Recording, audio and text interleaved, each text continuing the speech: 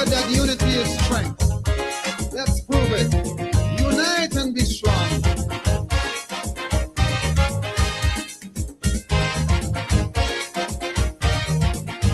Caribbean people, let's get together.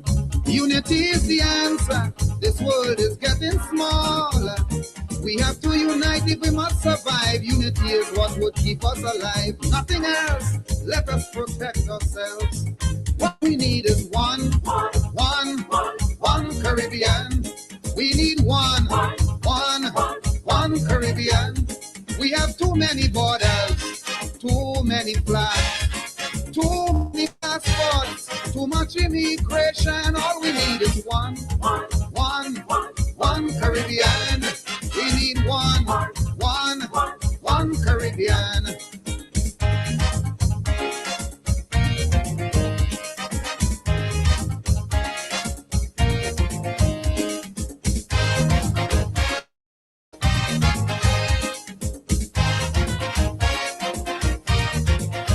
Our politicians must understand this.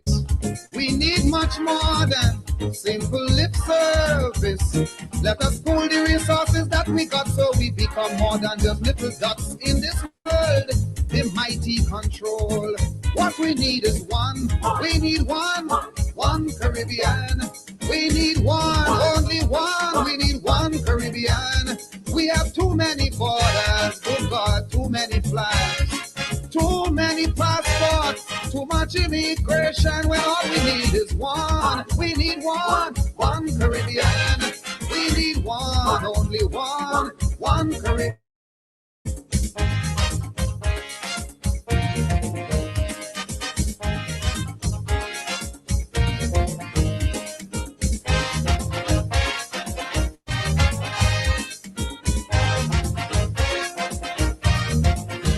Whose land is bigger or which is smaller.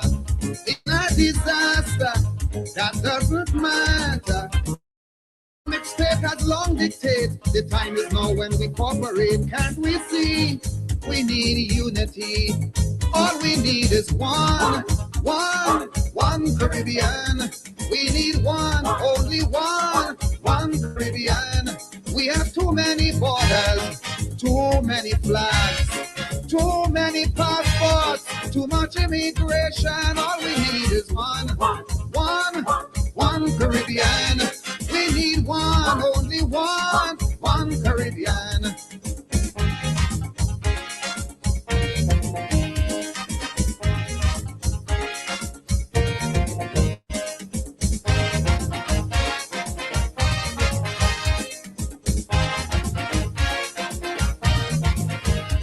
Independence is still on paper. We are still controlled by some foreign master, to whose drum we dance when his music played. This unity is what have us this way. That is wrong when we could be strong. If we just have one Caribbean, only one, just one Caribbean. We have too many borders, too many flags, too many passports, too much immigration. All we need is one Caribbean. We need one, only one Caribbean. Tell your preacher, tell your teacher, one Caribbean. We need one, only one Caribbean. Tell your leader, one Caribbean. Whoa, whoa, whoa.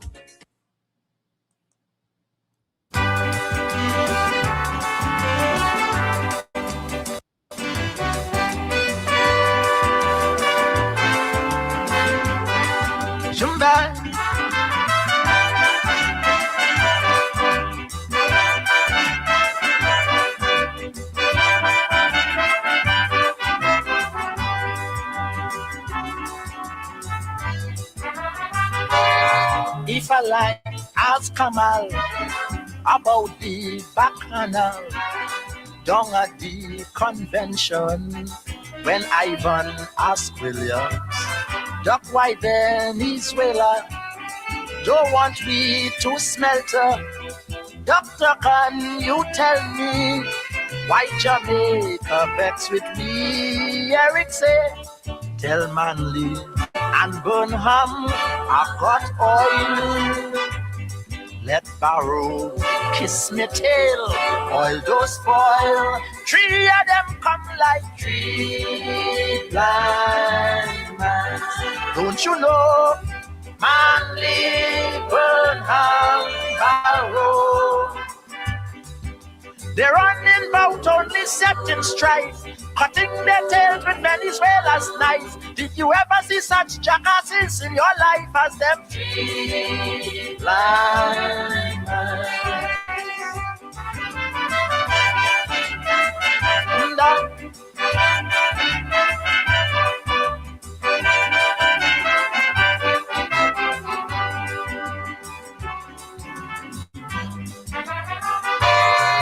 Ivan said, look, doctor, didn't you ask Venezuela for warships to help we in the 70 mutiny?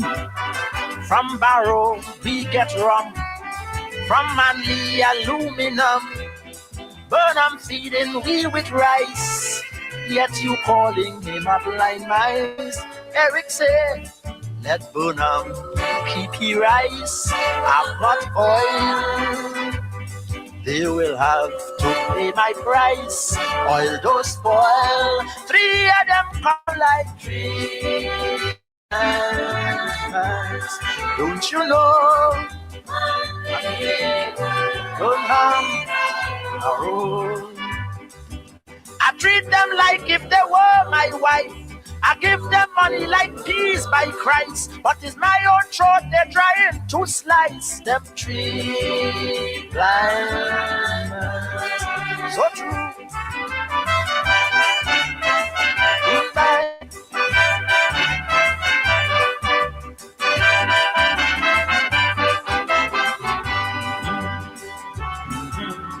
This is very good. Them three mice do not know is I have them on the toe. Food for them to be fed. Without me, all of them dead. Is my people have to toil to give them pitch and oil. Yet they back in Venezuela and don't want my land to smelter. Eric say, they value my money as dirt, but I've got oil. 80 cents they say it is worth, but oil don't spoil. They remind me of them three blind mice. Don't you know? Manly, Burnham, Barrow. Beg me again for what I have, but this time I'm going to make them starve. To get my dollars, they best think twice. Them three blind mice.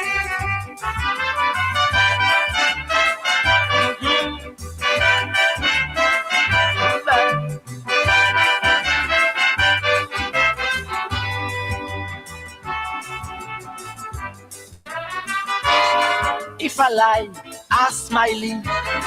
Both of us met Manly, traveling from St. Lucia. We met him in Grenada. I told him what the doc say. Manly blurt out right away. Tell Eric he has not died, for he has blind men at his side. Manly said, them three deputies that he have is the oil. Three spineless men of straw have been spoiled. Three of them come like three blind. Manly call, Kamal Chambers error. Anything the doc say is right for them. The three of them are really yes men. Did you ever see such ratsdale men in your life as them three blind mice?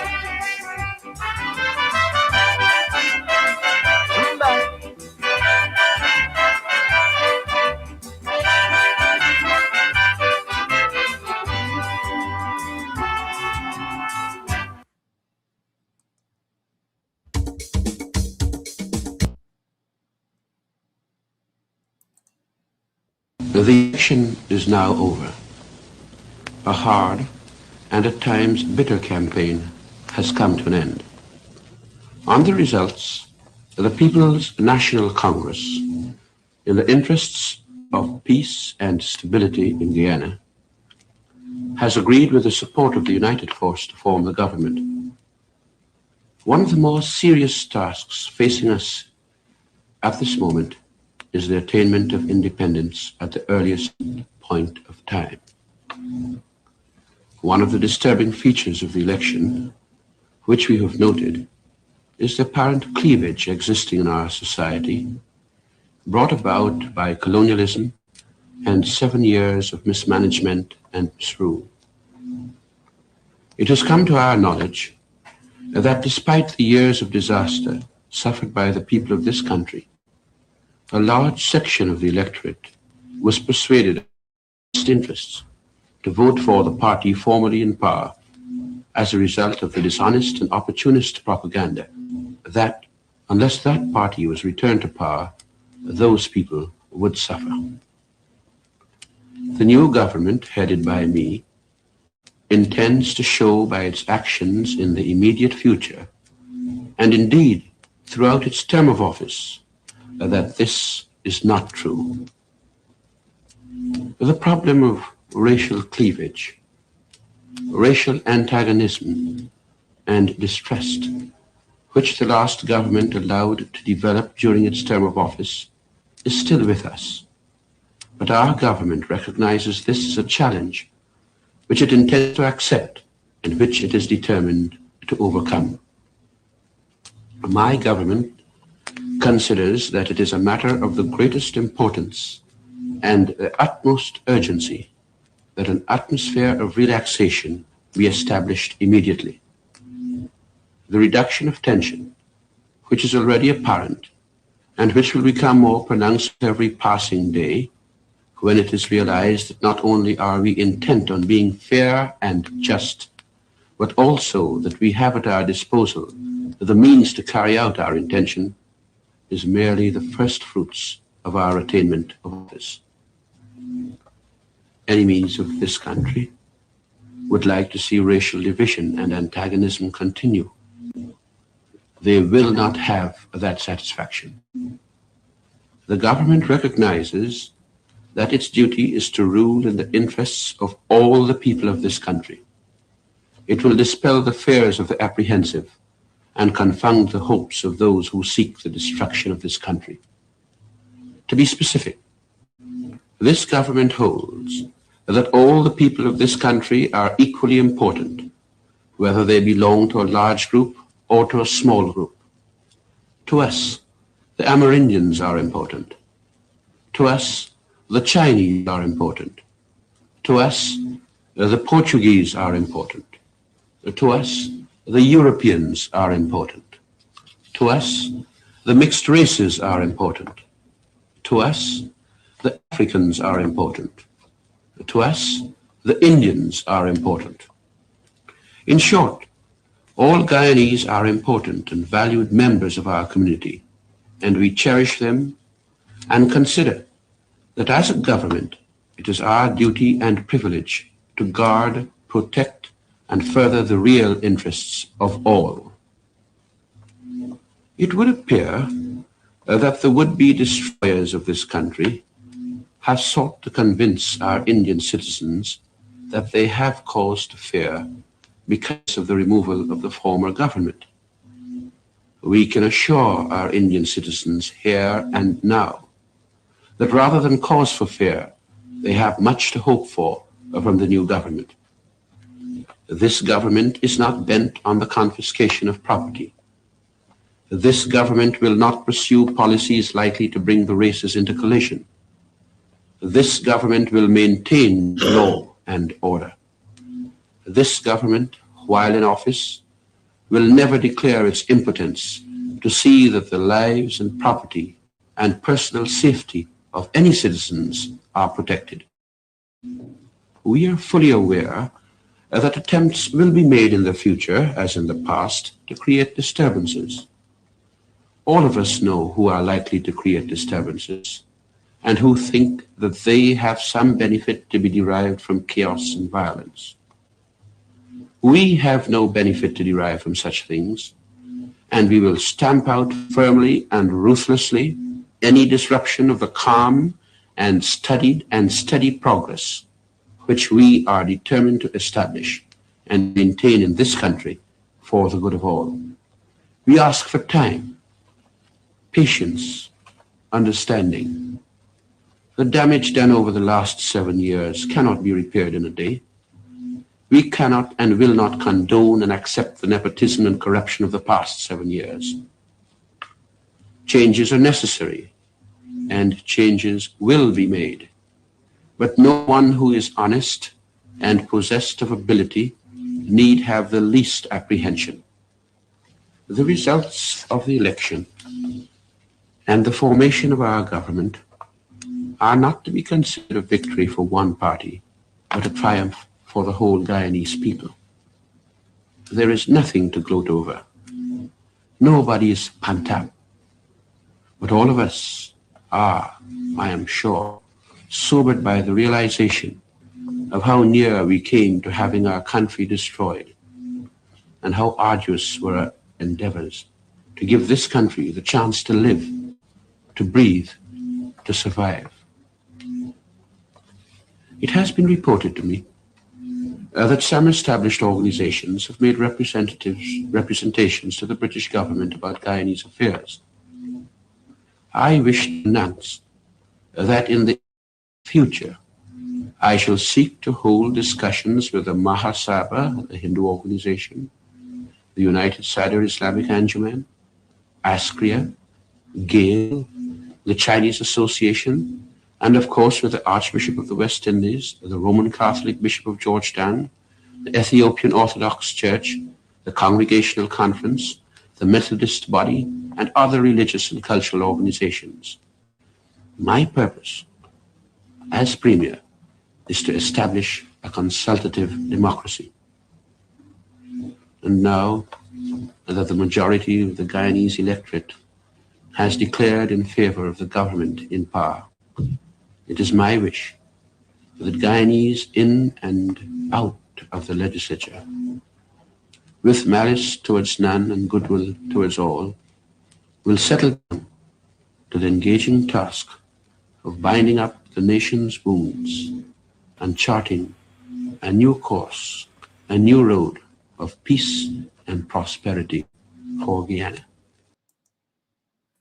The unmistakable voice of Lyndon Forbes Burnham, speaking there in 1964, 62 years ago, as his coalition government of the PNC and the then United Force was preparing to take office. 2 nights ago, I was asked to speak at the book launch for one of my comrades, Moses Bagwan. And I sought to tell the audience, from my perspective, that I view Bagwan's book as a particular perspective in a plural society. That in a plural society, there are going to be plural perspectives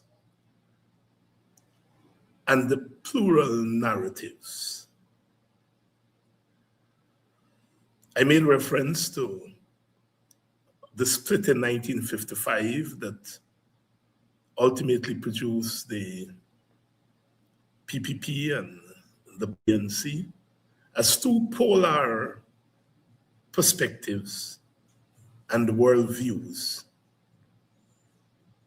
on how Ghana is going to proceed. And then there was another split in 1956, when Guyana, Martin Carter, Rory Westmus, and Lionel Jeffrey, and Keith Carter, and others left the PPP in what Jagan dubbed the ultra-left split. And my argument is that split, that second split, is important because it opened up a new political space that would eventually give rise to the WPA and later on parties like the AFC would drink from that well because that space was opened up.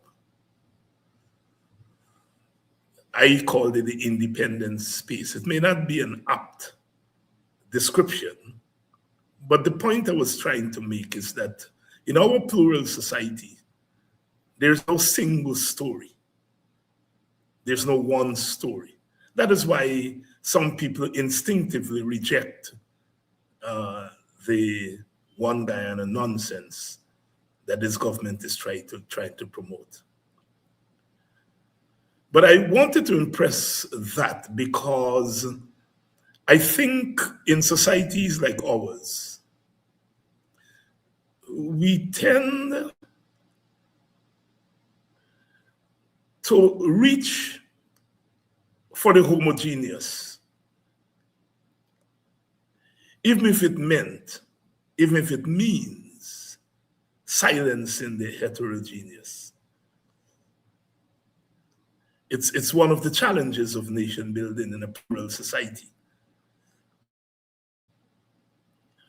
And it is my own view that over time, after 60, 70, 80 years of decolonization and independence, that dilemma is still with us.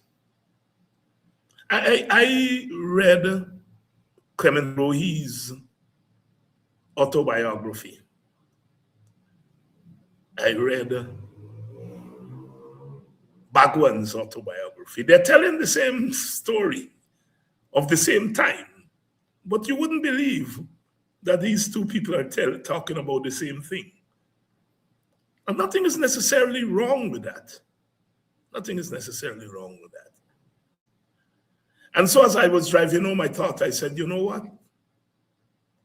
Let me do a program on Burnham. Let me do a program on Burnham. Because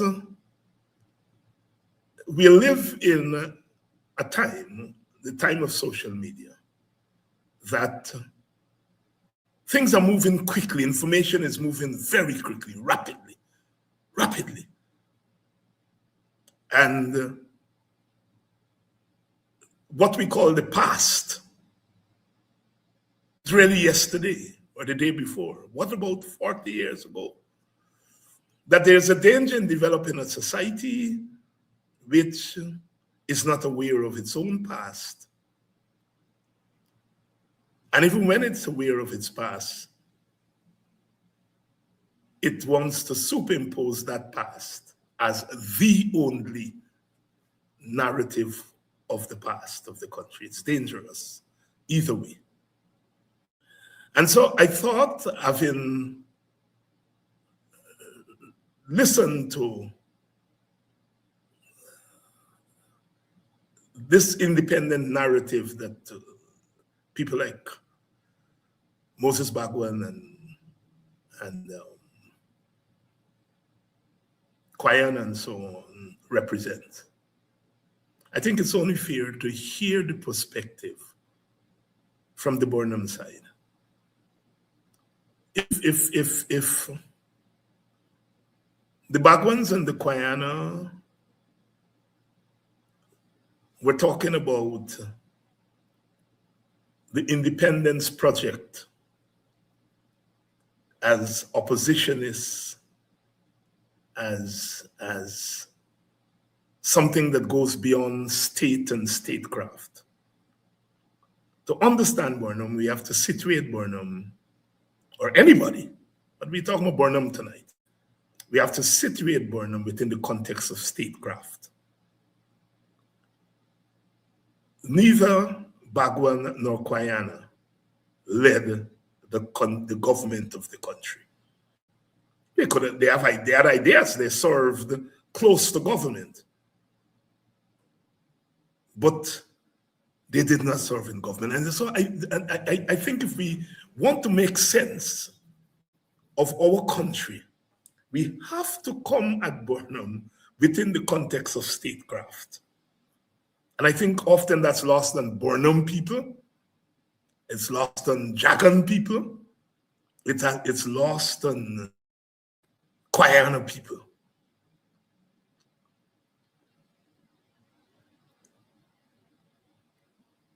To also understand Burnham, we have to understand him within the context of his time. He died in 1985, a mere 19-year independence, still in the early years of independence. And the dynamics of the early years of independence, and 60 years later, while there are similarities, there are also profound differences.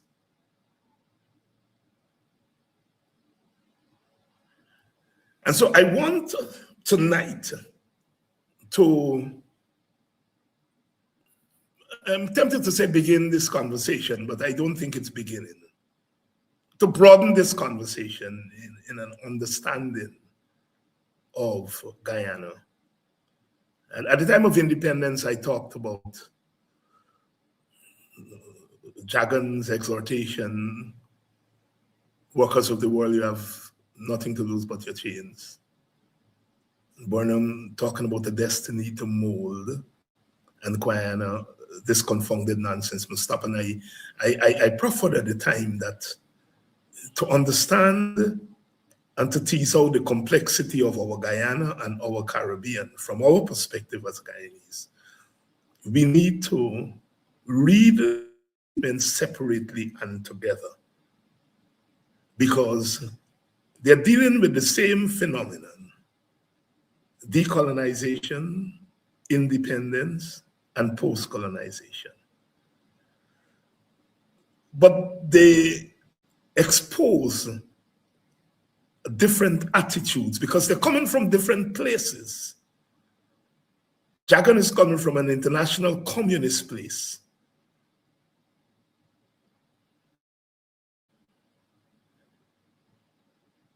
Guyana is coming from a grassroots radical place of speaking back to white authority. Do not tell me in 1953 how to run my government. And Burnham is talking about the destiny to mold from the perspective of nation building from the state. And I think if we can find the courage to sift through that milieu, only then we are going to get somewhere. I listened to a few clips today as I prepared for the program on Burnham, and I had to decide on one to play. And I decided to play that one from 1964, which is where I, in a sense, want to begin this conversation. It is perhaps what I would call Burnham's thesis on race and ethnicity in Guyana. His thesis. From the little clips that I saw online and so forth, I don't think he ever went in such a profound way in an analysis of race and ethnicity.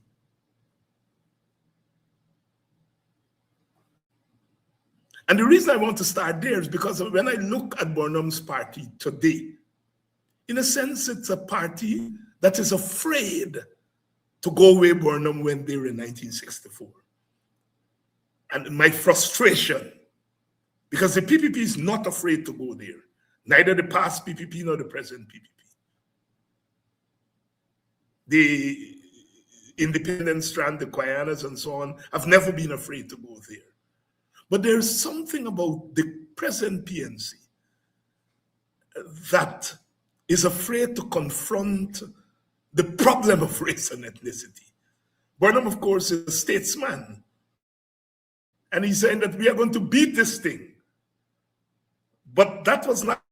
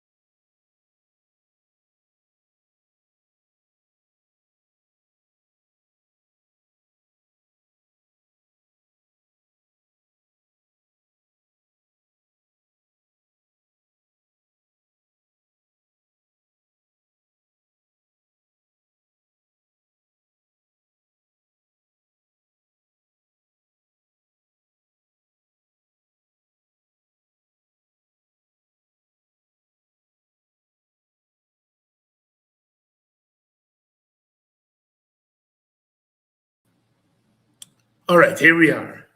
It seems to be getting some static here tonight, but I think we are back. So I was saying that I wanted to begin our conversation about Burnham tonight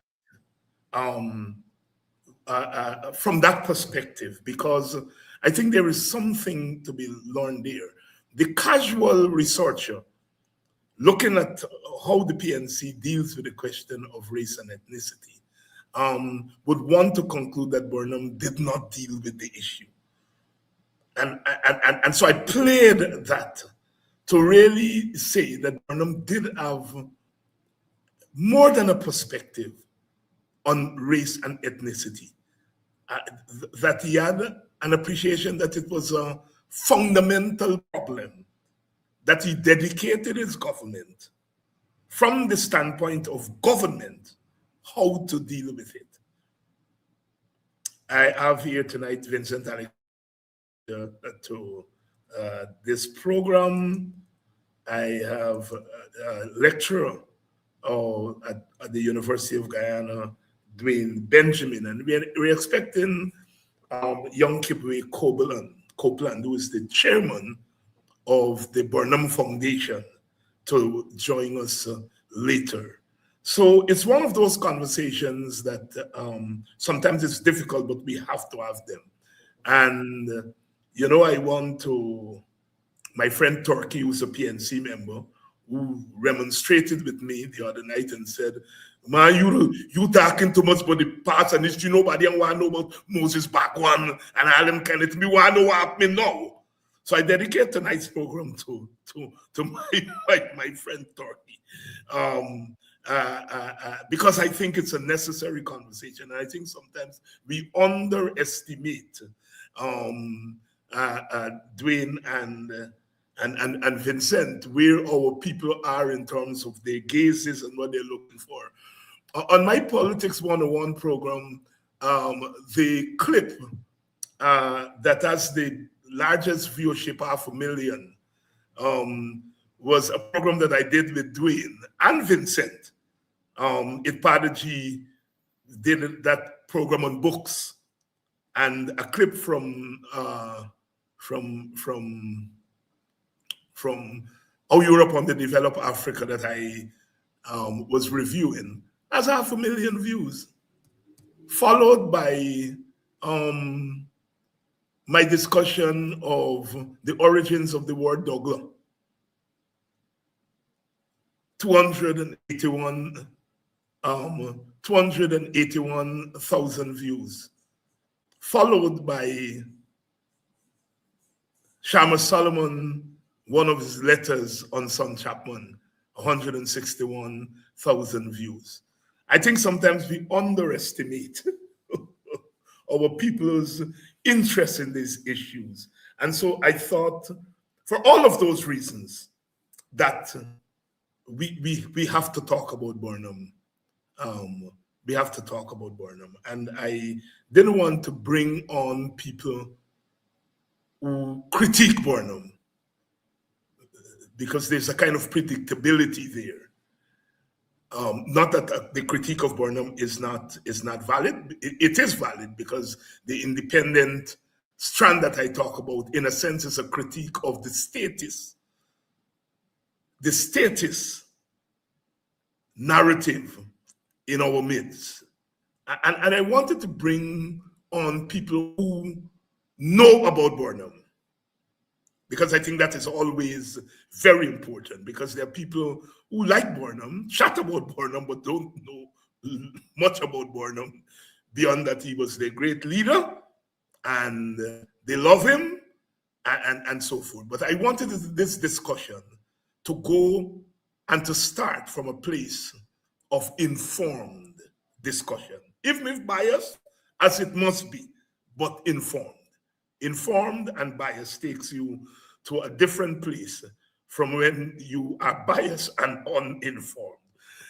Vincent and Dwayne, welcome. I hope you all are a little bit tolerant of my long introduction, but I hope to set the tone for what we are going to talk about. Vincent, let me start with you. And you must have listened to that Burnham speech in 1964 several times. But as you listen to it tonight, and Dwayne, I'm giving you time to oil up your your gears, because you are coming next on that question. But Vincent, as you listen Burnham, that clip tonight, what goes through your mind? Well, clearly, I may have a predetermined position on that speech, but that speech, for all intents and purposes, signals Burnham's recognition that he was dealing with a plural society, and that in dealing with that plural society, from the standpoint of government, he had to be concerned about the interests of all of the segments of that society, and how he can pull them together in a manner that provided for nation building. Because we started off, and this is what a lot of people do not understand, that because of the plurality of our society, we are not naturally a nation, and that most have become a nation state, where the oneness has to do with the way in which our laws address us as equals, and our institutions address us as equals, but that in fact, we are not necessarily equals from the standpoint of our individual histories and the histories of our peoples, how they came, and the circumstances under which they have existed. And so, recognizing that, he was very, very conscious and knew that he had to address this question of our diversity, but our desire at the same time to fulfill that aspiration of the motto, one people, one nation, one destiny. And I think it is important for us in that circumstance to see the motto not as what was, but what was being aspired to. And if you see what is being aspired to, and you recognize the plurality, you can see that he had to recognize that plurality and seek to put in place institutions that did two things. One, not to interfere with diversity, because it's a question of human rights, but at the same time, to see how one could treat that diversity in a manner that lend to cohesion and lend to nation building. Cohesion and nation building. I am tempted to do a follow-up with you, Vincent, but I'm going to come back to you in short order. Let me go to Brother Dwayne. Dwayne, you were born long after that speech was made. And so in a sense, as an activist, as an educationist, you are listening to that speech. What are your thoughts? What goes through your mind? All right, thank you very much, Professor Hines, and good night to your audience. Thanks for having me here. Now, to respond to your question, I think I am almost in the same vein as Mr. Alexander in terms of where the speech is coming from and what the intention was. And I would go a bit more, because if we go back to the history leading up to that speech, it identified a particular problem. And the problem was basically a divide at independence. Guyana was very much a divided society. It required basically a coalition government in the PNC and the United Force. And much to well, of course, the PPP would have lost out in that arrangement. But the point is that what the intention of the government as implied by the speech is that there must be a holistic approach to nation building, one that involves and incorporates the almost every single group in the society, the Africans, the Chinese, the East Indians, and the other group.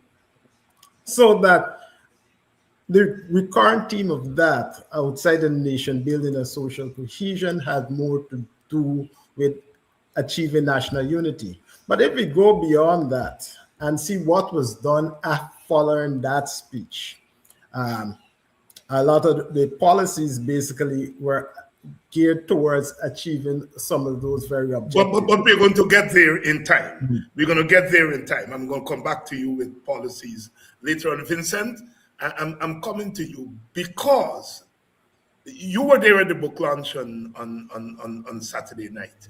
Yeah. And basically, the people at that book launch were of a certain, most of us were of a certain political,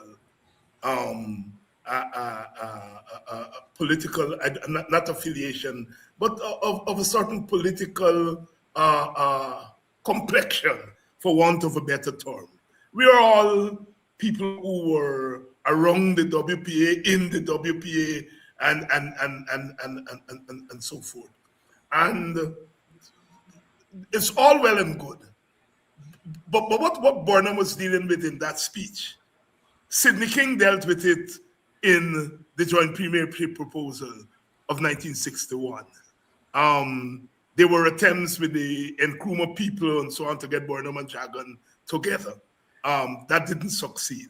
And so we get to 1964 with the coalition government. But I think what I'm driving at here is that while Guyana and Bagwan himself had meetings with others searching for this joint government, while Guyana and Bagwan are coming at the same issue of coalition and power sharing, they're coming at it from outside control and management of the state. And that Burnham is premier, and he has to address this issue within the context of having to manage the state immediately after an ethnic civil war.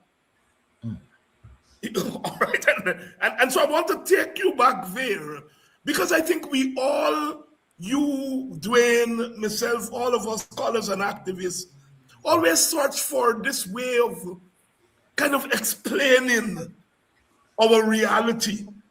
And as I said, I think a lot of times we err on the side of our homogeneity rather than our heterogeneity, and not see the things as parts of a puzzle, you know, that Burnham has to deal with managing a state immediately after an ethnic civil war. The Quayas and the Bagwans are engaged in the issue of nation building, but they're engaged in it outside of management of the state. Vincent Alexander, talk to me.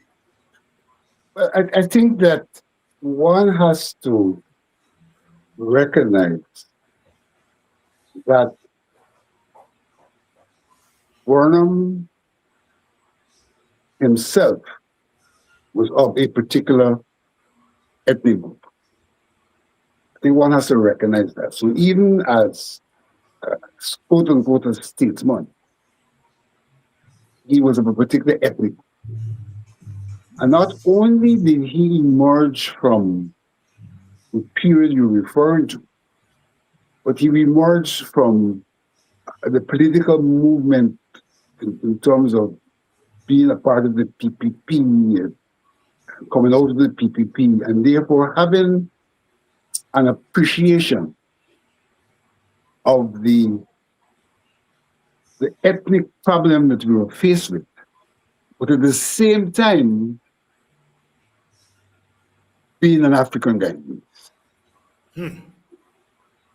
And recognizing that as an African Guyanese, he had to be careful not to come over as looking after the solely or separately the interests of African Guyanese. Because if in fact he was going to be nation building, he had to find a way to bring into that movement all Guyanese, so that whilst people like Guyana and Bagwan could clearly identify the ethnic problem and a solution to the ethnic problem, Burnham identified the ethnic problem with the solution to nation building in the face of the ethnic problem, even though he himself may have had a disposition in relation to the ethnic problem. And in that regard, I would have said in the past and would repeat that Burnham sought to address the ethnic problem with an relatively even hand, understanding the imbalances in the society from an economic and other perspective, and therefore was very, I would say, covert in attempting to address that problem from the standpoint of recognizing what he ought to be doing on one hand for nation building, but on the other hand for the people of African descent. And so his approach was, on one hand, I would say covert, and on the other hand, though he recognized the problem of diversity existed, he sought to create an environment which suggested that in some regards, this problem was man-made, and therefore could be dealt with from a perspective other than that man-made, the political elements that would have brought the problem into existence. Because we have to see what is it that brought this problem into existence. We are naturally a plural society, and therefore naturally the state is challenged to deal with the different groups in a manner that does not suggest that they're being discriminated against. The state has that challenge. But at the same time, if we are going to build a nation, the state has to address the diversity. And so that's a kind of a conundrum. How do I, on one hand, address the diversity, recognizing this is a human rights issue, but at the same time, have an equitable approach that would provide for a kind of a leveling out across the ethnic groups and a zooming in on the commonalities that can bind us, as opposed to the diverse elements that could divide us. So I think it was a difficult situation for him. One cannot exclude his own being, the history of the PPP, the history of the struggle for independence and all of that, the way in which the groups seem to, though naturally we have a plural society, the way in which the plurality was emphasized by the political struggle, the breakup of the party in the first instance, though the breakup itself was not because of the plurality at the level of ethnicity. I would contend the breakup was because of the plurality, the level of ideology. But even as that breakup occurred at the leadership level, based on ideology, simultaneously it took on ethnic connotations, because the very coming together of Burnham and Guyana, when they came together, was a recognition of the need for some kind of togetherness of diverse people if we were to progress. And so we know, we start off recognizing this is a problem that has to be solved. We end up with a problem that divides us, but as that problem divides us, it turns back to a ground level where the people themselves are manifestly plural, while the leadership attempted not to be plural in the first instance. And now you have a situation where part of the plurality is in government, but seeking to progress in a manner that would overcome the negative elements of that plurality and embrace the positive elements for nation building. And that is where I want Dwayne Benjamin to take us. Dwayne, Burnham he sets out in his own words to use the government and the state to tackle this problem that is rooted in our colonial past and in what he saw as a deliberately attitude on the part of the PPP laterally. But he's attempting to do so within the context of a winner-take-all system. Yes, he is leading a coalition government, but as Vincent said, it's only part of the plurality in that coalition. Basically, it's a government that represents African people. When I say represent, I'm talking about the people who voted for the coalition partners. Amerindian people and sections of the Portuguese and East Indian urban thing, but generally Africans and Amerindians in a mass way are presented that coalition. So that coalition is limited. So in a sense, Burnham is setting himself this task of bringing together this plurality that Vincent is talking about within the context of a winner-take-all system that in many regards, unless you're putting together this grand coalition, you're always going to be up against it. Talk a little bit about that dilemma, Dwayne. Yes, you're actually right in the sense that forming a government in a winner-take-all system would have been difficult from the very set go.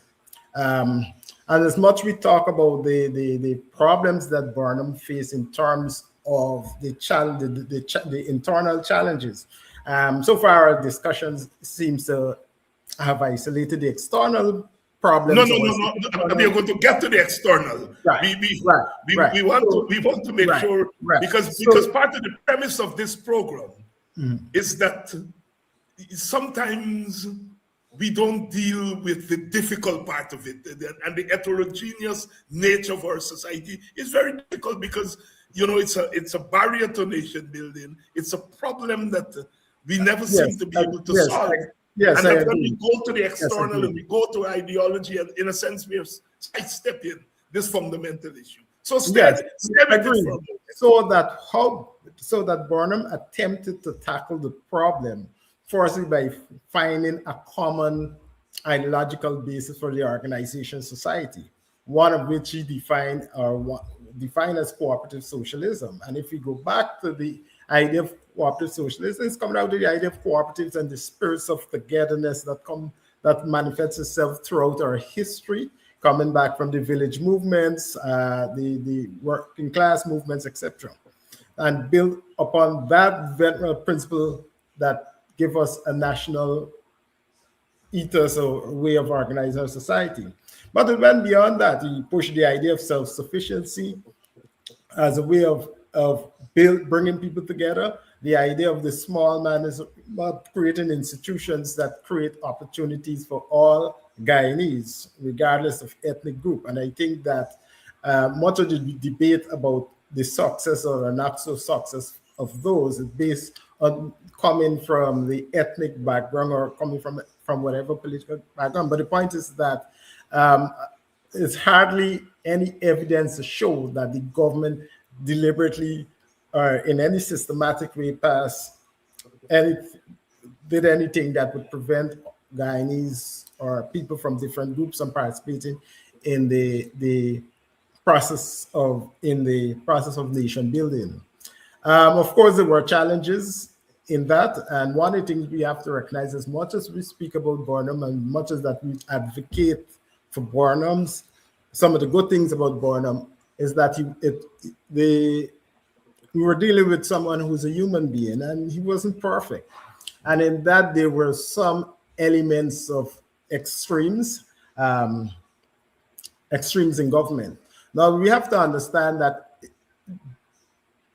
dealing or building a nation through the state in a society that is divided along ethnic lines is a very challenging thing. And while we would expect the state to be somewhat multicultural in its approach, in most cases, if we look at the examples outside of Guyana, the state eventually became part of that ethnic problem. And Burnham himself became part of that problem by virtue of simply being an Afro-Guyanese. Not necessarily. And I think that's a fundamental issue that you've raised there, and I want to bring Vincent in on that, because you look at Burnham, you look at Nkrumah, you look at Nyerere, you look at all of them who are dealing with these plural societies. In the case of the African leaders, they're really dealing with a cultural plurality, what we call tribalism. Yes.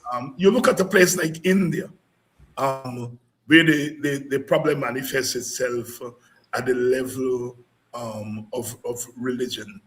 And so, as you said, Burnham reaches for a non-racial positioning of the government. And so he reaches for Marxism. He reaches for socialism, as Nkrumah did, as Nyerere did, as all of them did. They reach for that.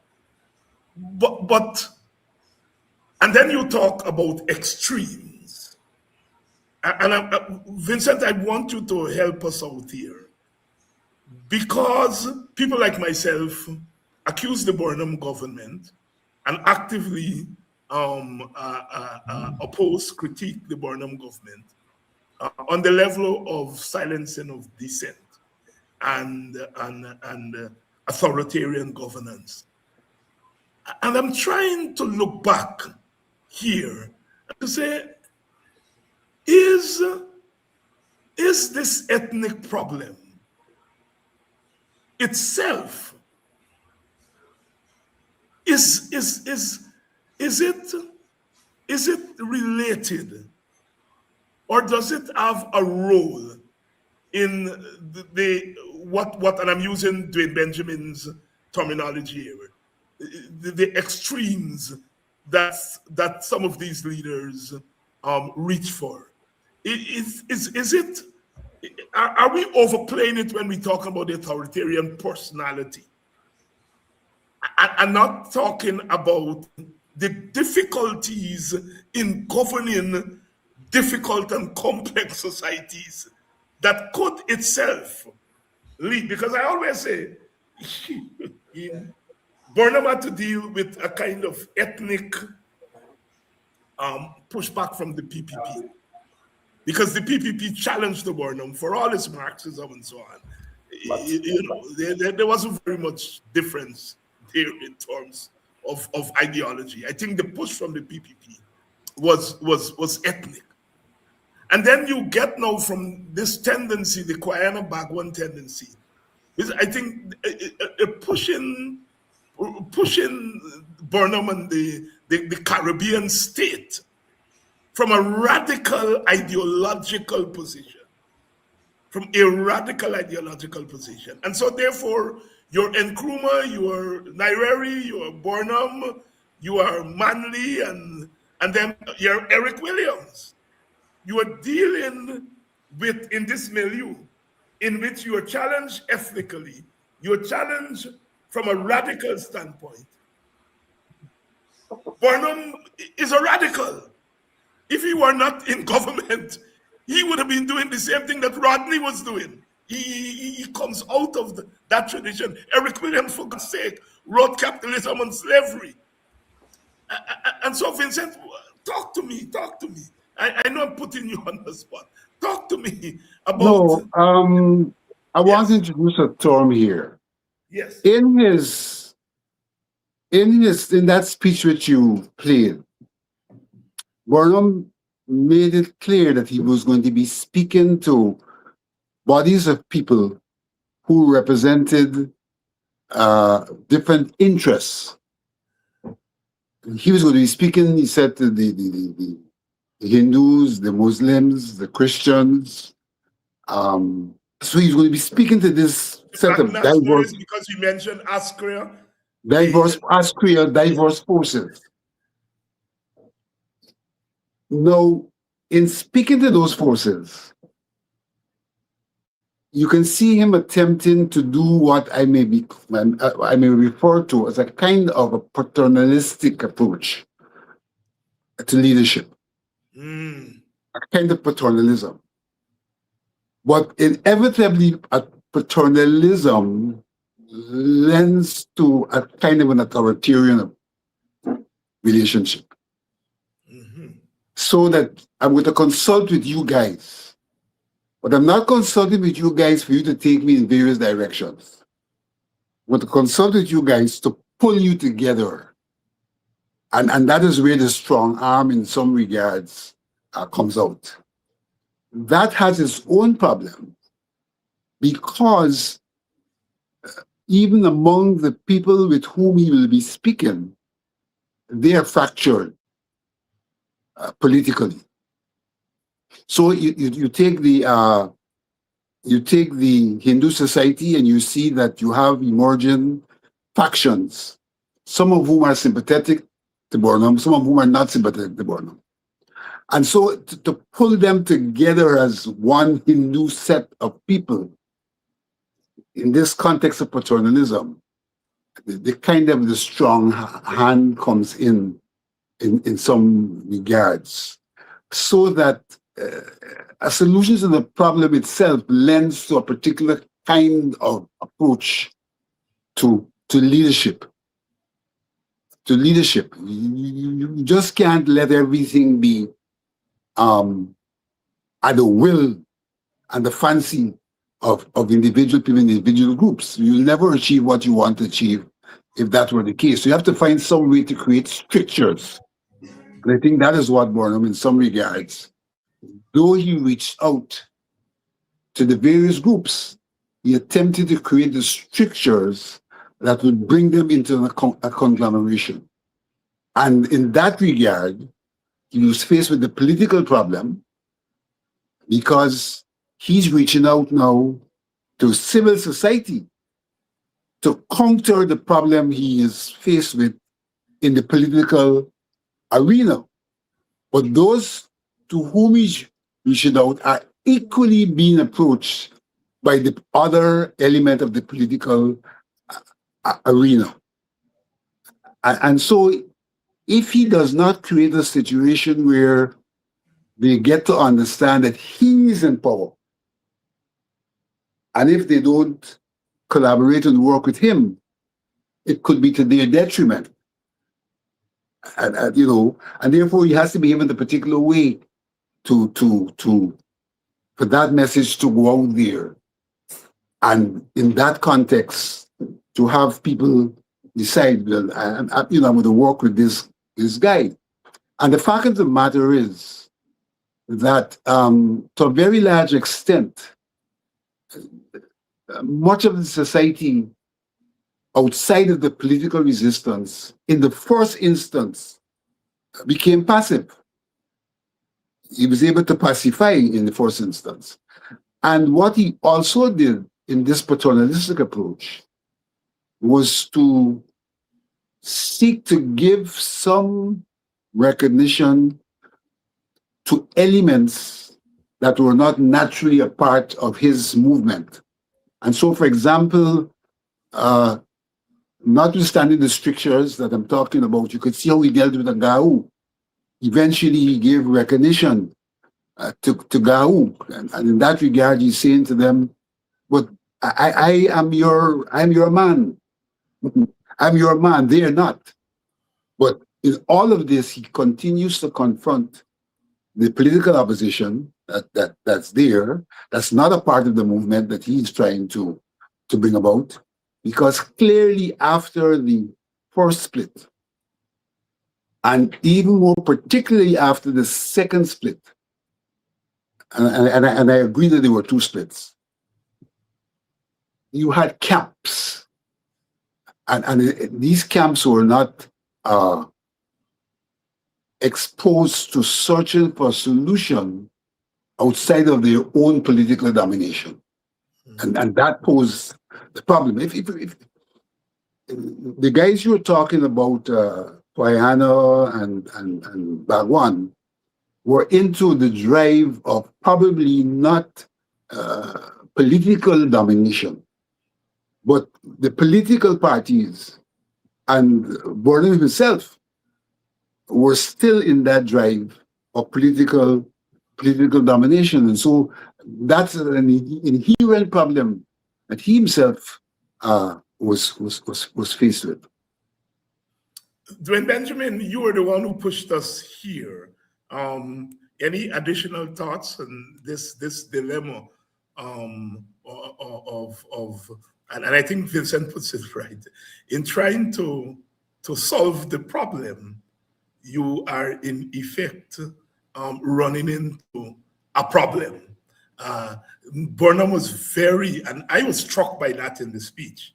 He was very clear about the role of the state, and he said, "We shall be upholding the rule of law, and anyone who attempts to disrupt the rule of law." I was very struck, and I said, "This chap, he was 41 years old at the time, so he was an old man, but he had a sense of statecraft and the role of the state that I found unbelievable." Anyhow, go ahead. Well, that is so, and we have to look at Burnham in the time in which he emerged. Yes. A lot of his early education during the 1940s, he would have been seeing strong states and strong governments, and even explain what you mean by strong states and strong. Strong. Well, when I say strong states, strong states and government, what I mean is that basically you see the kind of authoritarianism that we condemn him for would have been manifested. And Vincent is calling it paternalism, but we know what we're talking about. Right, yes. Right. So it manifested elsewhere. He lived through that environment. The era of the strong men and dictators and what he lived through that. And the role of the charismatic leader. Right. Yes, charismatic leader, but I mean, charismatic leader may have a different connotation, right? So yes, he lived through that time, and he's coming into society at the hem of a government where those very authoritarian systems are passed from previous history, from colonialism. He inherited that. So it's not a case where Burnham did not invent the wheel. But I think what we have to also see Burnham as a nationalist leader, right? And I think there's a difference between him and, let's say, for example, Dr. Jagan. Dr. Burnham was a nationalist, and that explain what you mean by nationalist, because that could mean many basically things. I'm talking about somebody who puts who basically in all that his thinking and all that he's doing is basically trying to put Guyana first. And you're saying that Jagan didn't do that? You're saying that Jagan didn't put Guyana first? Ideologically, no. I don't think he was interested in I don't even think he was interested in, he didn't demonstrate much to the extent that he was interested in unifying Guyana. One of the things Burnham was doing also is redistributing wealth for Guyanese.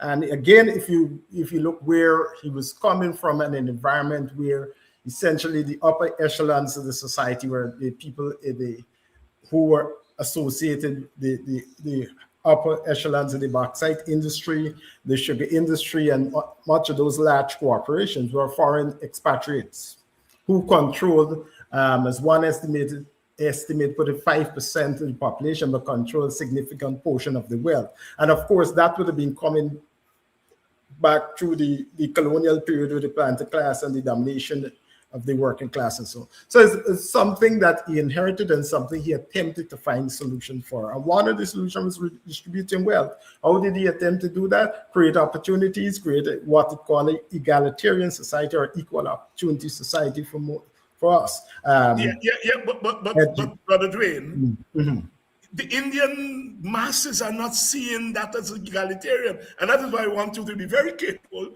when you say that he was a nationalist and Jagan was a nationalist. But Jagan's nationalism was grounded in his Indian nationalism. You know, Burnham's, I would argue, nationalism comes out, and I think that's what you're saying. So I'm not telling you you're wrong, that Burnham's gaze was much more Caribbean, much more in that sense. Jagan's was internationalist, but international communist. Correct. Burnham That's is much more regionalist, and that's why the second break, the second split on the question of the federation is fundamental in understanding the nationalisms of both. So I just want to ensure that you're not saying that Jagan was not nationalist, but Jagan's nationalism came from a different place than Burnham's. Jagan wasn't a Hindu. Burnham was a Christian, and as you were saying, he studied in England, and he understood liberal democracy, and he was very conscious as a dark-skinned African, and as an architect of Caribbean regionalism. I think because of the length of time Africans spend there, in a sense they become Creole and Vincent would appreciate that. They become Creole, they became more West Indian or quicker as West Indian than the Indian did. And so Burnham obviously steeped in that. So I just don't want people to accuse you tomorrow of saying that Jagan wasn't a nationalist, because I don't think that's what you're saying. You're saying that Burnham's nationalism came from a particular place. Go ahead. Right. So that's what I'm saying, basically. Yeah. David, allow me to jump in here. Yes. And to get back to a major question that you have raised, the question of statism. In Burnham's pursuit of nation building, so to speak, the instrument at his disposal was the state. You have a plural society where people have different values, different morals, and they're diverse. What the state does is the state is a mechanism for legitimately putting people under one rule. That's what the state in some regards is. Because the legal system, though it may seek to facilitate diversity, it's a legal system that speaks to each and every citizen, from some equal basis. And so that Burnham had to use the state as well, and largely use the state to assert his authority, to assert that he was in charge. Because if we are talking about a state, we're talking about a legal system which people have to adhere to. Now, we know if you talk in Marxist terms, and so you can look at the legal system from the standpoint of class and discrimination and all of that. But that notwithstanding, it is something that seeks to create a oneness, even if it is not something people voluntarily subscribe to. It seeks to create a oneness, and a oneness which has some legitimacy, because that's the way in which these liberal societies and societies at large are operationalized. And so the framework in which he was using was a framework which could allow him to say, look, this is what the rule of law, get back to that, the rule of law, this is what we have subscribed to as a state, and I'm in charge of the state. And if the state creates certain rules and certain regulations, then it's applicable to all. Now, in that context, again, you have to push back, because there are those who would say, well, there's the difference between being in government and being legitimate. And legitimacy challenges the state sometimes by saying, yes, you have done that, we subjected to it, but it's not right. And the question of different morals and different values step in. But obviously, what he was doing was in the framework of the state. And I go back to my question of paternalism, contending that, I'm reaching out to all of you guys, when I pass a law, sometimes this law is based on speaking to you and representing your interests. So I pass a law that allows for diverse groups to have holidays. My state is a good state. My state is a good state. I bring about free education. My state is a good state. What is it you have? What problem can you have with my state? But the fact of the matter is, the state is a mechanism, in some regards, for imposition.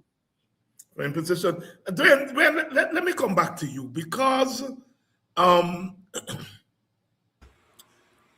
Burnham is, by 1974, he says, I'm a Marxist-Leninist. Jagan is a communist. The WPA is saying we are independent socialists, independent Marxists. So there seem not to be any difference in terms of using the state to empower poor people. They agree on it. They agree on nationalism, which meant that if Jagan were in power, he would nationalize, he would do what Burnham did. If Guyana and Rodney and them were in power, they would do the same thing. They probably would have taken it to another pick because they were quote-unquote radicals. But there seemed to be not any disagreement on the use of the state, on the policies of Burnham, because at one time Jagan gave critical support. So I think at that level, the problem is not at that level.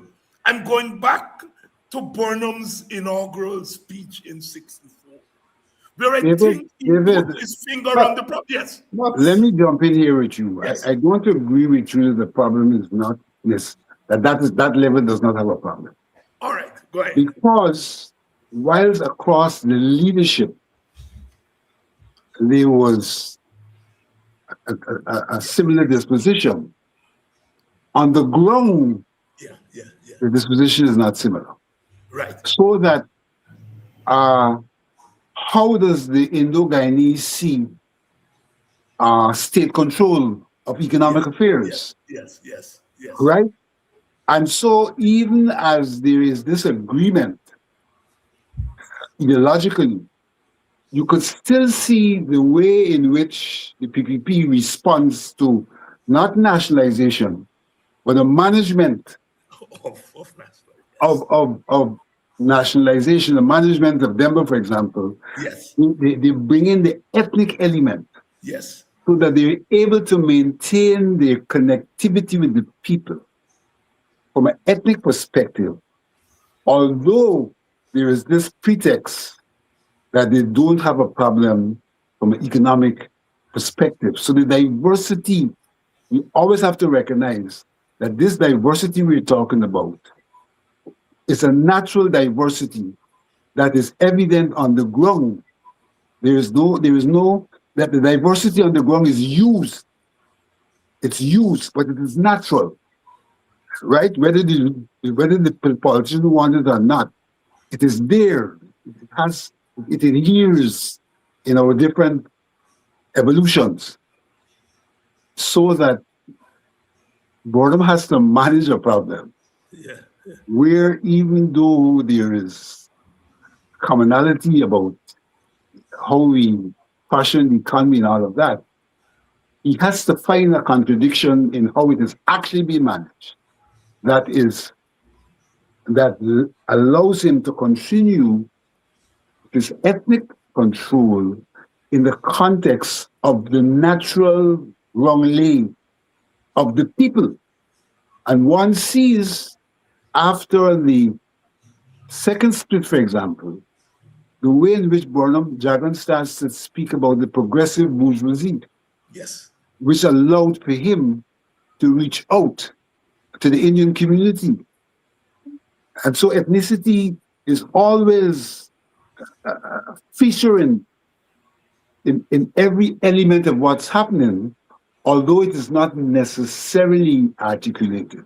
Yes. So Dwayne Benjamin, I thanks Vincent for bringing me back to earth. So Dwayne Benjamin, I think that's what you are saying, that there's a way in which ethnicity influences Jagan's nationalism and his socialism, and that Burnham, given the fact that he's in government, that he has to be more mindful of what Vincent is saying, concealing or not being overt about ethnic preferences and so forth. Go ahead.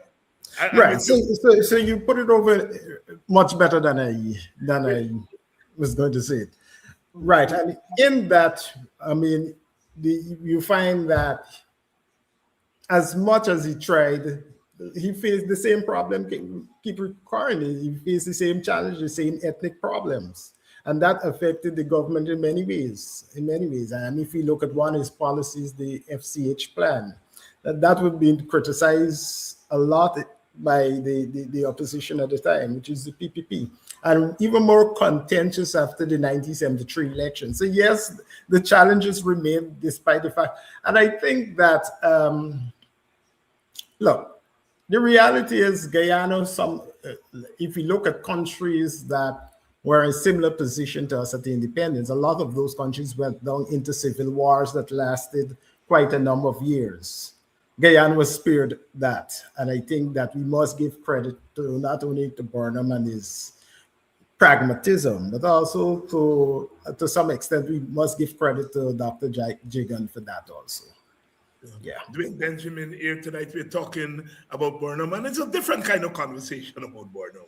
You know, I always, as I would tell you all on this program, I really don't want to hear how much bridge Burnham the bill and how much road in the bill, because these vagabonds that we have in power building more bridges and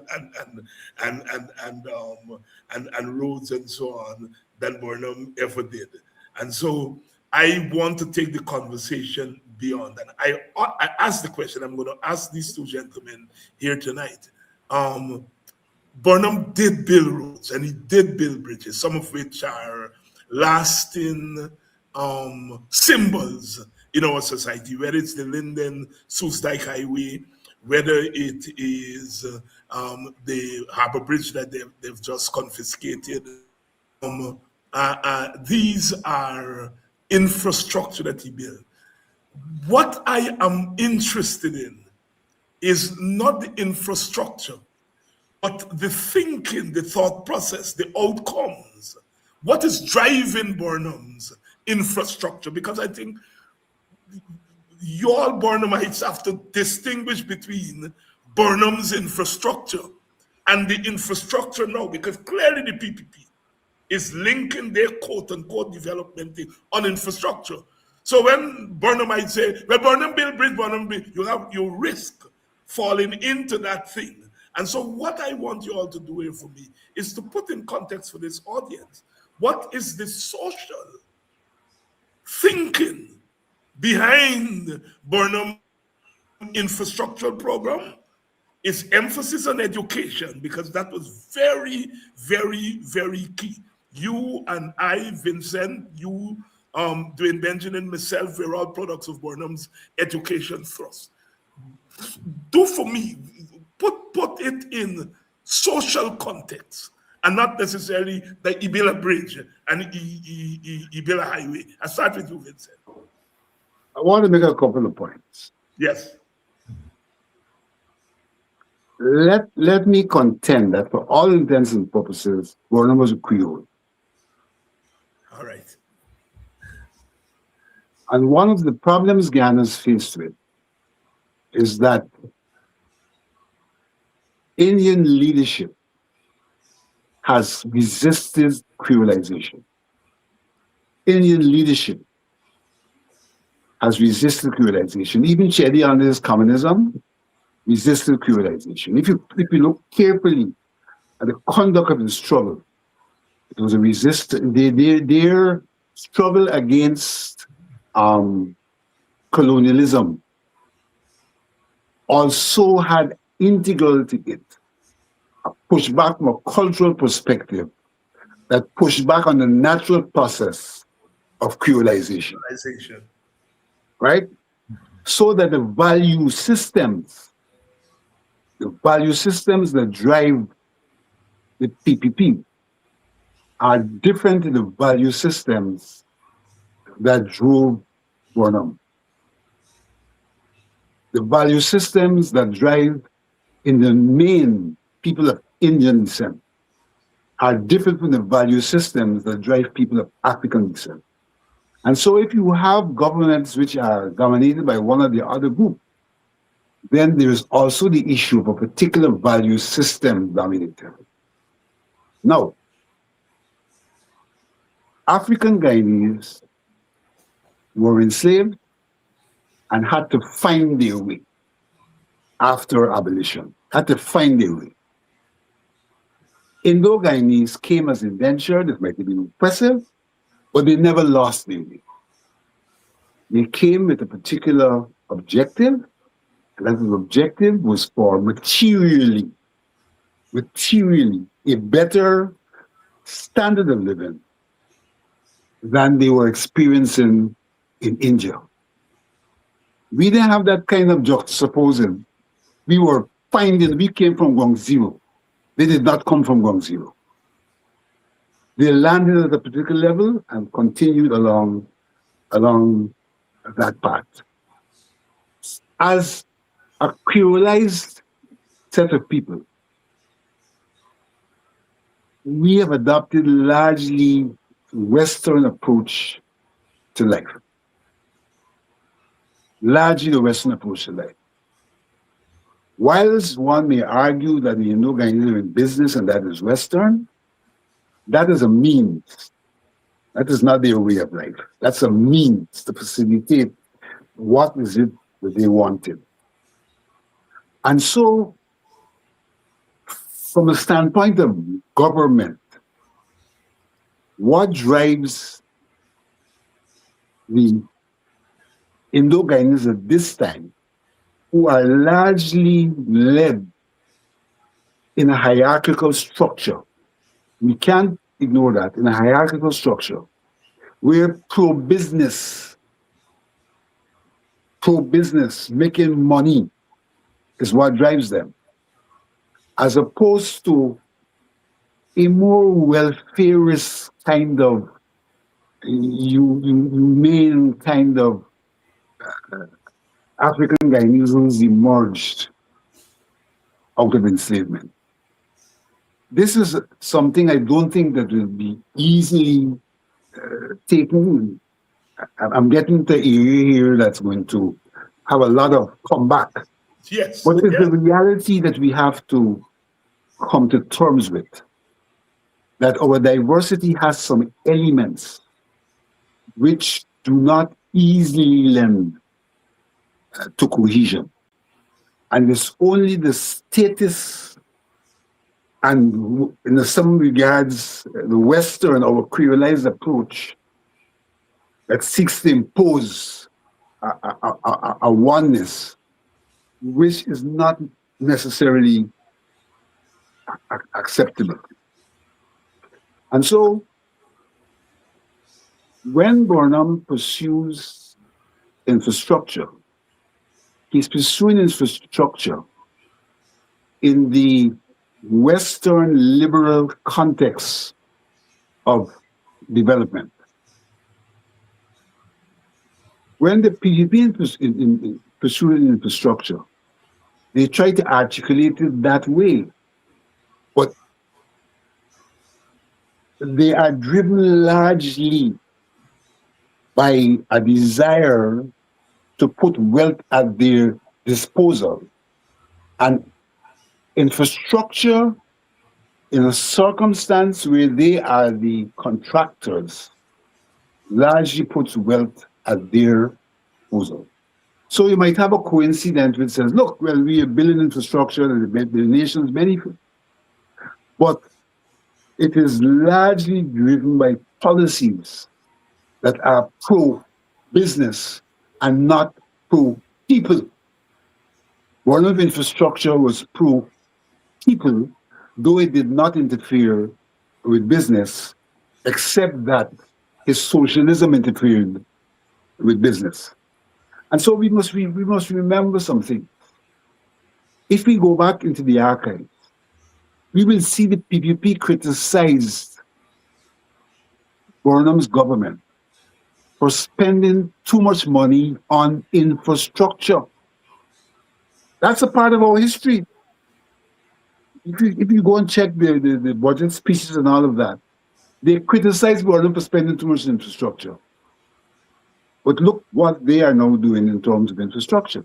But when Burnham spent on infrastructure, not only did he do it from a liberal economic perspective of national development, but he also did it from the perspective of people's development, because he sought as far as possible to have what they call the petty bourgeoisie and cooperatives and the ordinary man, the beneficiaries of the infrastructure from two perspectives, from the perspective of infrastructure itself, but from the perspective of livelihood. Presently, the ordinary man not benefiting from infrastructure from the perspective of livelihood.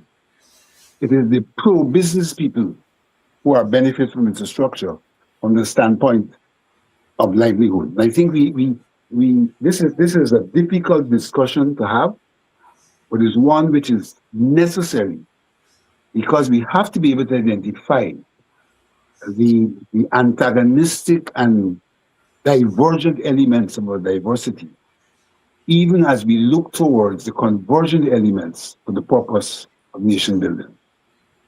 Dwayne Benjamin. Yes, I've listened to Mr. Alexander, and I kind of want to disagree with the whole idea of this liberal Western style development, and to say that Burnham's infrastructure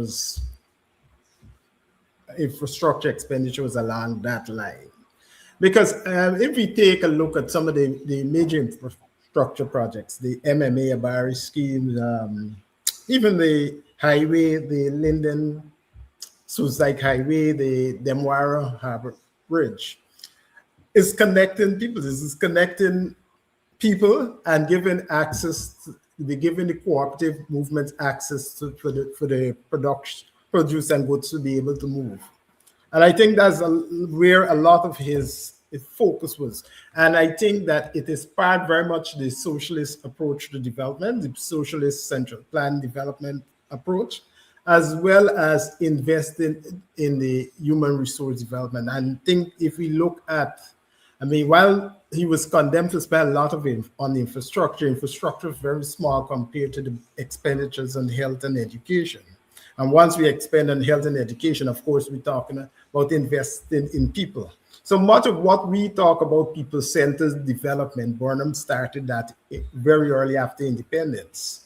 And a lot of the infrastructures include building schools, hospitals, communities, etc. And this is not just about roads and bridges, but we're talking about the housing programs and government-aided housing programs. All of these were basically aimed at empowering people. Because I think one of the things that was recognized very early is that for Guyana to develop, a lot of the development wasn't with the infrastructure, but need investment with the people. And I think Mr. Alexander would know very well that one of the first things Burnham did when he went into power in 1964 was did a manpower audit, where he recognized where out of that audit, it was recognized that certain skills were lacking in the country. Identify the skills gaps, basically. So that a lot of that influenced his thinking beyond just building roads and bridges. And I think that is what captured the essence of his infrastructure projects, production for need, and not necessarily the liberal capitalist approach to. But I don't think you all are saying, because there is a liberal democracy that is capitalist, and I don't think that's a liberal democracy that Vincent is talking about, because there's a liberal democracy was very influenced by socialism. Social democracy, even among the Marxists, you go back to Rosa Luxemburg and so on. So I don't think you are saying it different from Vincent, you think that Vincent is talking about capitalism? I just think I think this but I think he's talking more about the supplies and socialist.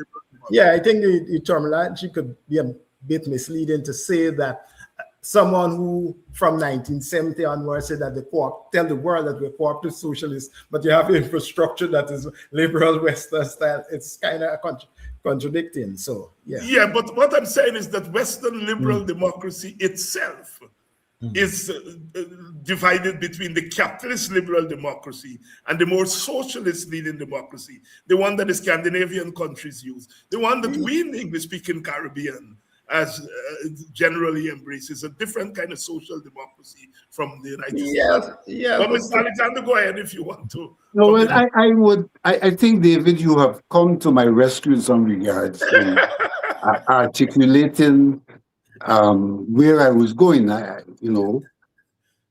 because indeed,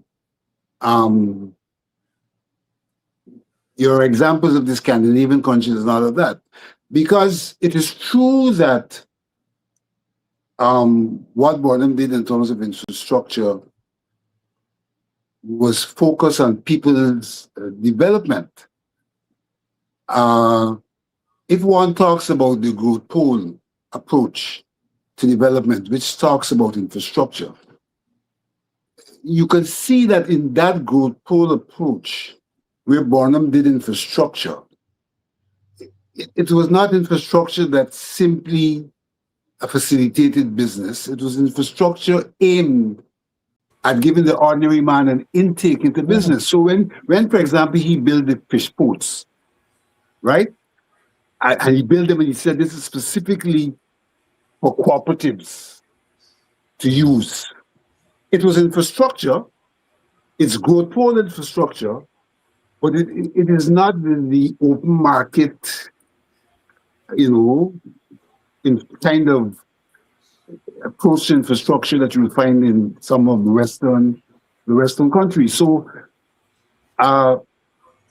what I beg for is an understanding of what I'm saying, rather than a distancing. Look, we have done, you got to understand that by 1970, the growth pole understanding development was replaced by the people-centered development. By 1970. So if we analyzing Burnham in that context, we have to be very careful about that. I would argue that the growth pole is not necessarily not people-centered. And that's the point I'm making when I talked about the fish ports. It's growth pole, but it's people-centered at the same time. But one has to admit, however, that in terms of the approach to development, that Burnham's approach was, he called it trisectoral, because it embraced the growth pole, it embraced centralism, as much as it embraced the community approach. So it was not singular growth pole. But I'm using that argument in the growth pole in the context of juxtaposing Burnham to the PPP. So you have to contextualize in some regards. Well, it's on that basis I'm trying to say that we need to be a bit careful because But let's move on because time is moving on. Let's come to the present. Vincent, you very instrumental in the formation of the Burnham Foundation. Dwayne, I know that you have some relationship with the foundation. And 41 years after Burnham's death, as you all move around the country and engage people, in particular the ethnic support base of Burnham's party, African Guyanese, is Burnham recognizable as a name, as a phenomenon in the communities? I would put it this way. Yeah. That there's a resurgence of the recognition of Burnham.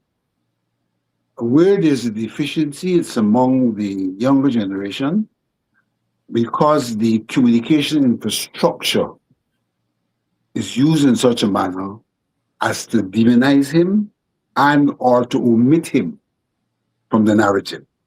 But there is a resurgence among people who might have fallen off the radar in relation to Burnham. And that resurgence has a lot to do with two things. It has a lot to do with the fact that people can see that things that Burnham originated are being brought back into the fold on the new brands. And people can recognize that.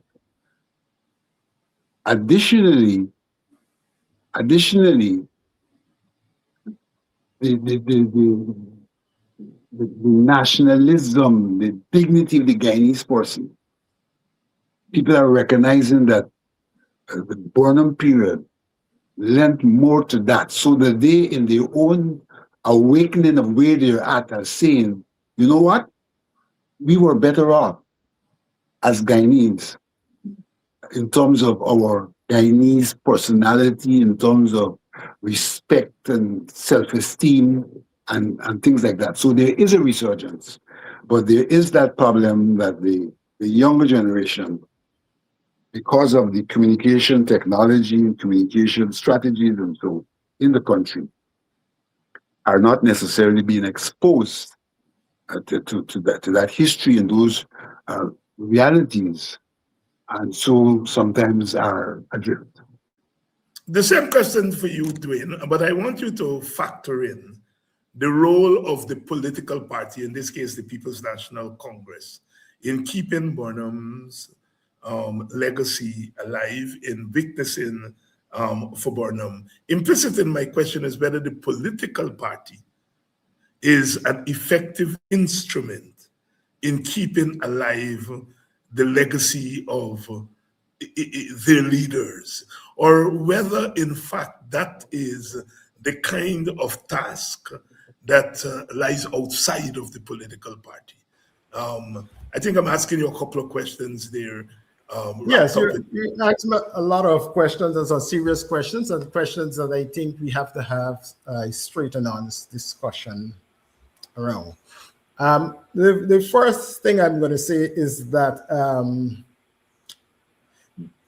currently there's a need for more organizations like the Burnham Foundation. In fact, I think the Burnham Foundation should be challenged to do more in terms of what it's doing and reach a wider audience. That's one. When you go around this country, and I think that this is one of the good things about Guyana, is that the name Burnham as well as Dr. Jigan still resonates in people's mind. Despite the fact, and I think Mr. Alexander pointed that out, is that you're going to have a generation of Guyanese in the next couple of years growing up don't even know what was the Demoir Harbor Bridge. They probably know the Barjagdio Demoir River Bridge. Some people might say that's a consequence of time, it's a consequence of modernization, whatever. But there's a challenge for us to preserve our history and to tell our story, and tell our story as far and wide as possible. And that's one of the challenges for us. Where the political parties are concerned, and more specifically, I think you're asking me about one particular political organization. I think because of the fact that that particular political organization had been ruptured between Burnham and the Desmond Hoyt kind of thing, where you have essentially the left wing versus the right wing element at the party, and that's been an ongoing back and forth discussion in the party. And I think the party itself is becoming overwhelmed by that discussion. So I think it's time at some point, I think they might simply need to chart a new course. What the new course looks like, I don't know. But what I know for sure is that on the ground, there's a call to the party to return to fundamentals. And by returning fundamentals, people are arguing that the party should return to its foundation, to its base. And of course, once we talk foundation base, there's a drive basically for the party to return to some of the values and some of the strategies that Burnham would have employed. I don't know how well that would work in the 21st century. Is left to be seen, but of course the 21st century also poses new methods, new challenge, new ways of doing things, and at some point you have to embrace. Vincent, I see you shaking your head. Yeah, I agree with. I think that Dwayne is on point when he mentioned the Hoyt period.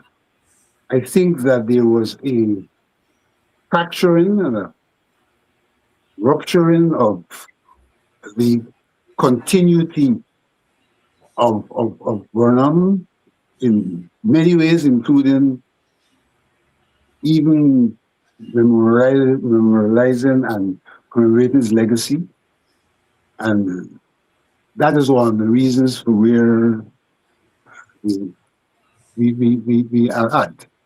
I think also that in terms of the party, that there was a period where the growth was more lateral than vertical, meaning that it took in people who were not on the axis, the Burnham axis, and therefore may be contaminated by, it's an unkind word, but may be contaminated by that reality of the lateral movement, which Hoyt in many regards fostered. I do think that the party, there's a question of the internal party structure and its membership, given direction to where it ought to be going from that ideological perspective. I think the party got caught up in the period of not wanting to talk about ideology, and it's true that the word ideology doesn't resonate a lot these days, but certainly there can be articulations which are ideological without talking about ideology. I think in some regards, the Norton regime has sought, by virtue of talking about people-centered development, to take that party back into that direction. But whether he has the structures to re-implant that on the ground may still be the question. Vincent Alexander and Dwayne Benjamin here tonight, and I notice you all have stayed with the conversation, although it's not the normal kind of Burnham conversation that we normally have, and I don't make any excuses or apologies for taking these conversations in a certain direction, because I think that as post-plantation societies, we have gone through the strictures, ideological, ethnic strictures of the first 50, 60 years of independence. They've been really difficult period. And I think any society has to refresh itself. I think all of us, whether we are PPP, PNC, WPA, whatever, we have to come to grips with what our nations have presented us with. Burnham didn't fall from the sky. Jagan didn't fall from the sky. Rodney, Guyana, none of them didn't fall from the sky. They're products of our society. And I think that if we bring new gazes to our society, we will find ways, better ways of explaining ourselves and not being afraid of ourselves. The point that Vincent made just now, that they almost fear of talking about ideology within the PNC. They almost fear about talking about race within the PNC in a public way.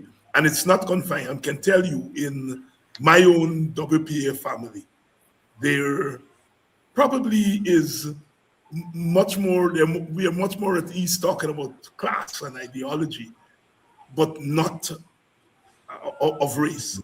which may surprise a lot of people. And so I'm saying, as a national project, we have to speak about the wholeness of the society and hope that that filters down down to people. I mean, I taught in America for more than 3 decades at the university level. And when those people talk about their founding fathers, you won't even believe they had ideological differences, deep ideological differences, those white men who founded that nation.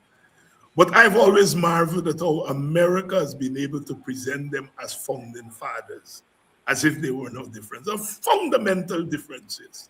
I mean, the Bill of Rights came as a result of deep differences. In fact, it came down to 10 articles in that Bill of Rights, but there were 80-something of them. So sharp were the differences. And so I think that is a point that we have to get to in Guyana, where we should be comfortable really discussing our past. They've been painful past, and they had to be, because we came out of slavery and didn't have time to breathe, developed villages, and started to have to deal with colonialism in a different way. Indentureship came. We became independent after the Second World War, jump into the Cold War. We are coming into being in the context of a world that wasn't made for us. And so in many ways, there's some discussions, I think, as a society we never had.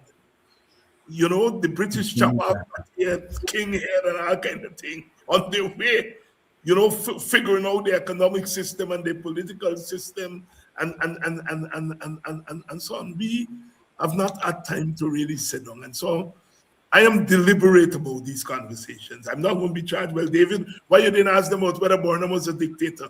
I am not interested in that discussion at this point. I've been very I don't think that helps Black people, and I don't think it helps race relations in the country. It's there, and I will talk about that among fellow travelers. But if we are trying to deal with what I see as this threatening cloud that is being visited upon us by a PPP-injected domination and ethnic domination and nationalism, the coming of oil, which means that the planters have come back. And if we're going to grapple, if we're not going to wake up tomorrow, where 750,000 Indians and Africans realize that the country don't belong to them no more. And that's a serious threat.